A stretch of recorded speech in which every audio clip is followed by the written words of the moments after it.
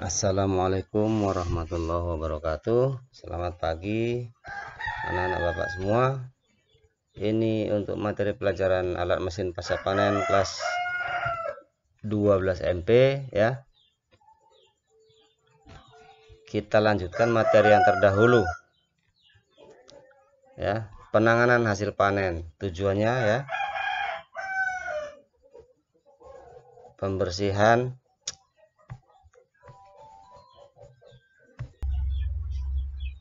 Oke, kita lanjutkan kembali ya.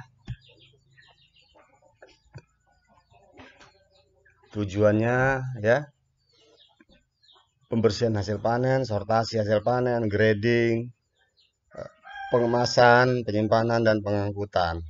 Jadi kalau nanti di sawit, pembersihan hasil panen itu seperti apa? Nah, yang di kebun misalnya orang yang mengutin brondolan apa itu pembersihan hasil panen. Sortasinya hasil panen itu di mana?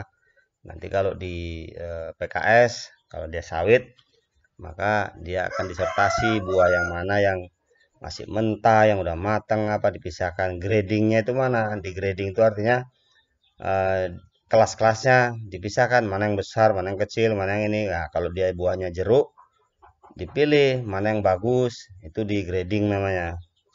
Nah, sama dengan mangga misalnya, oh ini ada gangguan ulat, ini bagus, ini tidak. Nah, itulah. Kemudian pengemasan hasil panen.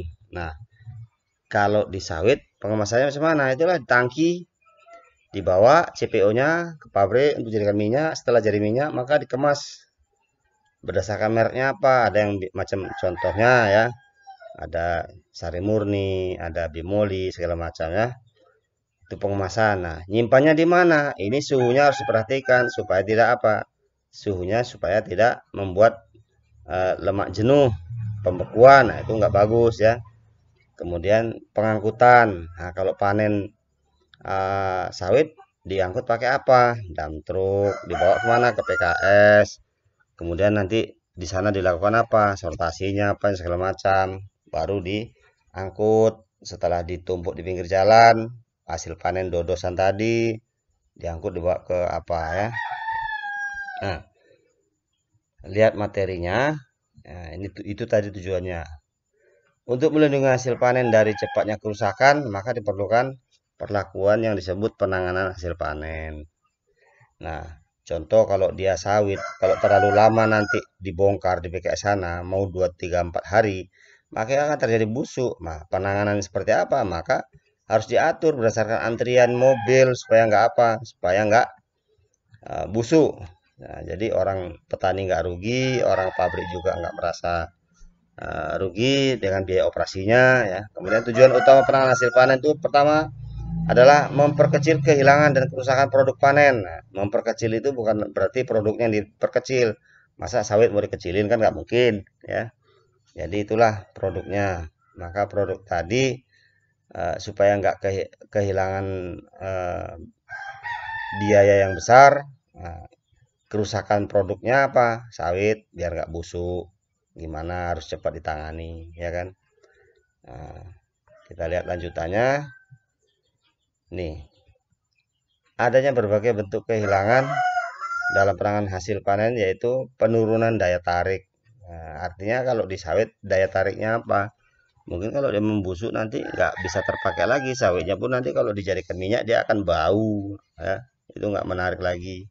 Nah, selama penanganan kehilangan bisa terjadi karena hasil mengalami kerusakan fisik. Contohnya rusak, pecah, memar, sobek. Nah, kalau sawit ya busuk gitu kan. Kenapa Bapak contohkan sawit? Karena kita umumnya di sini adalah petani kebun sawit ya. Kemudian usaha untuk memperkecil kehilangan gimana? Nah, ini kita lihat di negara berkembang itu hasil panen berkisar antara 20 kehilangan hasilnya antara sampai 50%. Sedangkan di negara maju antara 5 sampai 25%. Negara berkembang itu seperti kita Indonesia. Kenapa? Kita lihat kadang-kadang petani malas mengut rondolan apa segala macam, maka kehilangannya akan menjadi besar. Nah, usaha untuk memperkecilnya seperti apa? Nah, dengan menentukan perbaikan untuk penanganan dengan mengetahui risiko setiap tahap penanganan yang telah dilakukan. Teknologi yang digunakan harus sesuai dengan waktu, biaya, dan tingkat keberhasilannya. Makanya kadang inilah kalau di KUD digenjot gimana caranya pengurus-pengurus KUD itu memperkecil kehilangan hasil panen supaya petani dapat diuntungkan, ya. Kemudian hasil panen itu membersihkannya macam mana? Ya, kalau ada disemprotkan bahan-bahan yang untuk menghilangkan bakteri, ya, masuknya mikrobakteri. Nah, gimana dicuci bersih, kemudian kotoran yang melekat itu dibuang, melindungi konsumen dari residu berbahaya. Nah, ini dapat kamu lihat di video ini, ya. Nah, kemudian kita lihat nih bagian-bagian yang perlu dipotong dan untuk tanaman sayuran dapat dilihat pada tabel berikut ini. Kalau dia jenisnya sayuran, yang dipotong itu daun-daun tua kecuali 2 helai, ya. Pembungkus kepala, daun, ya, bukan kepala manusia. Akar dan daun, kalau bayam akarnya dia dipotong. Nah, kalau dia kangkung, misalnya yang kangkung cabut, wortel, itu jangan ikut akarnya, buahnya aja, ya. Nah, kalau sawit itu yang dipanen apa? Tandannya itu begitu dia jatuh debluk, maka tongkol sawit itu, ya, tandanannya itu jangan terlalu panjang, maka harus dipotong supaya tidak merugikan pengusaha. Kenapa? Kalau tangkainya terlalu panjang kamu bawa kan nggak dipotongin, nggak dikampain, ya, itu yang rugi orang pabrik, ya. Pencucian, ya, ini kita lihat seharusnya tidak perlu dilakukan jika tidak terpaksa, karena dengan pencucian lapisan penjaga pada permukaan tanaman penghasil buah itu akan rusak. Contoh, kalau kamu panen mangga itu kan cuma dilap aja, dibersihkan, nggak perlu dicuci, ya. Karena apa? Itu nanti akan menghilangkan apa namanya, lapisan penjaganya akan hilang. Itu akan nanti akhirnya mangga itu akan cepat busuk. Makanya kadang mangga ada seperti putih-putih macam berdebu, itu memang itulah lapisan penjaga kulit, ya. Kemudian apa yang dilakukan tahap selanjutnya? Sortasi ini. Nah, tidak semua tanaman atau bagian tanaman yang dipanen layak untuk dipasarkan, maka harus disortasi. Sortasi itu apa? Dipilih mana yang bagus, mana yang jelek, dipisahkan. Mana yang masih mentah, mengkel, matang, nah, itu harus bisa.